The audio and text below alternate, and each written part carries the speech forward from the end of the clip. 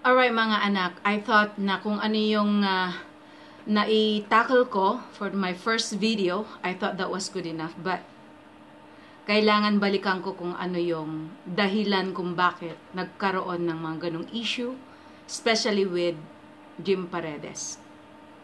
First of all, gusto lang natin i-clarify na hindi yung mga bata ang gumawa ng commotion o hindi yung mga bata ang gumawa ng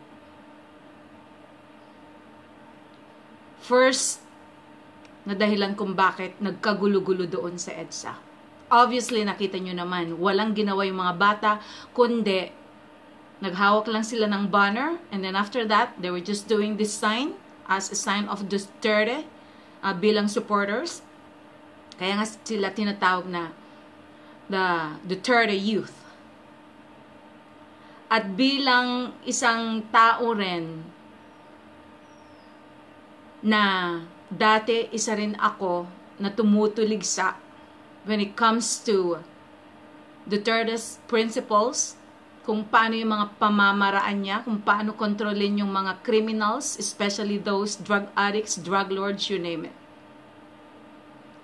But when I came to realize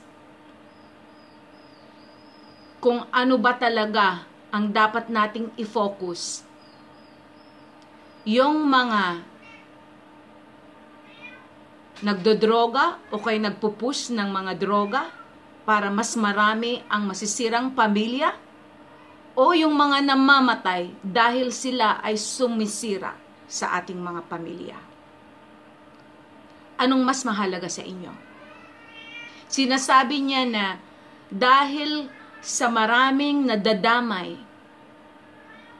kasama na rin yung mga sinasabi niya ng mga teenagers, mga bata, o kaya kung sino-sino pa yung mga nadadamay.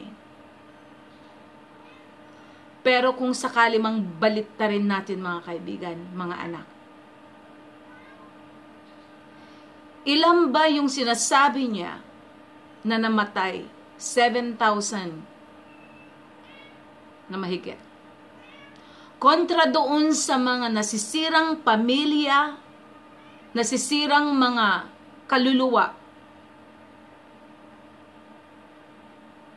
ng mga tao na naiinfluensyahan o kay gumamit o kay nadamay dahil lang sa droga. Binilang ba niya yon? How much more yung mga family na sobrang napakatahimik and they never even dream of having any problem na bigla na lang isang araw nadamay na pala ang kanyang pamilya dahil lang sa influence ng mga nagdodroga. Naisip kaya ni Jim Paredes yan? Sino ngayon yung nagmistulang mad o kaya'y crazy o kaya'y ulol doon sa EDSA? Yung mga bata ba na walang ginawa kundi tumayo doon, naghawak lang ng banner, ganun lang ang sign nila? O kaya kung ano yung ipinakita ni Jim Paredes na nagmistula siya, na mas masahol pa sa isang ulol at walang pinag-aralan. And yet, he was telling everybody right there kung sino yung mga pito na mga kabataan o kay kung sino-sino man nandoon para mag-rally, para lang i-exercise nila kung ano yung kanilang karapatang pantao bilang sumusuporta kay Duterte. Sino nagmukhang gago? Sino ang nagmukhang bastos?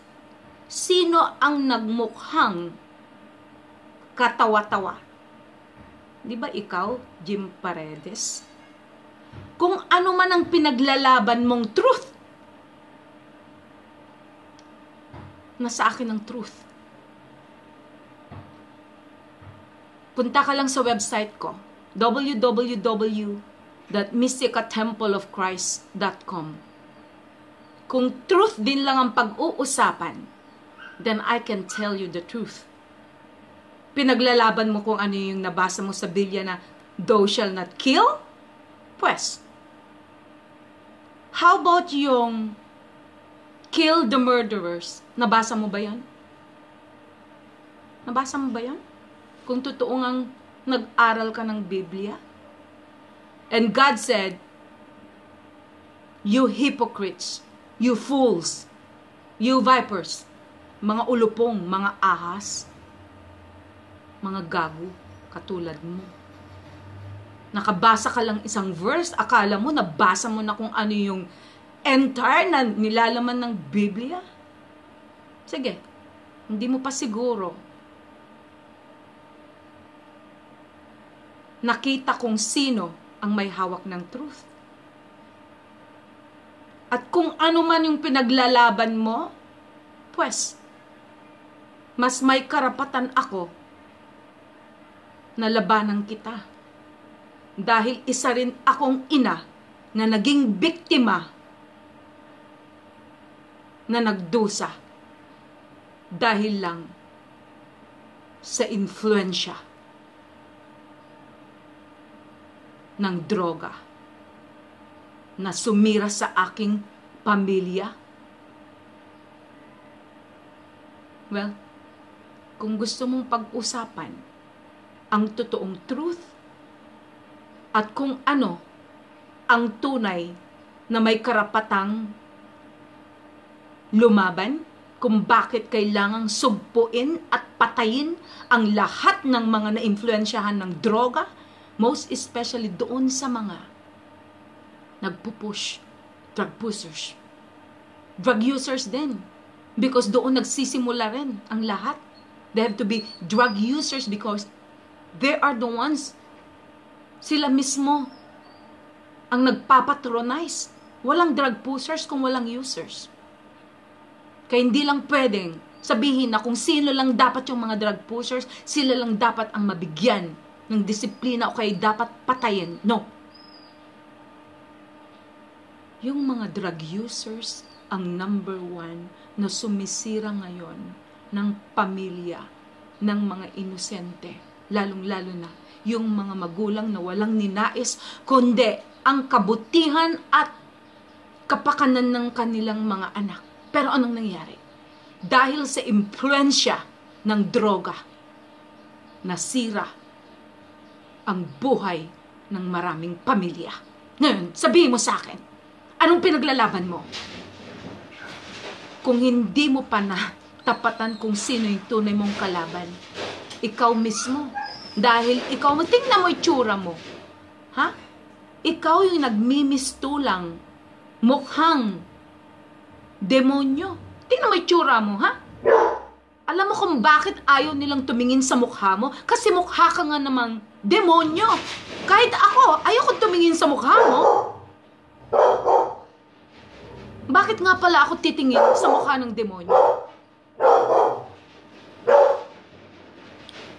A real winner, hindi titingin sa mukha ng demonyo.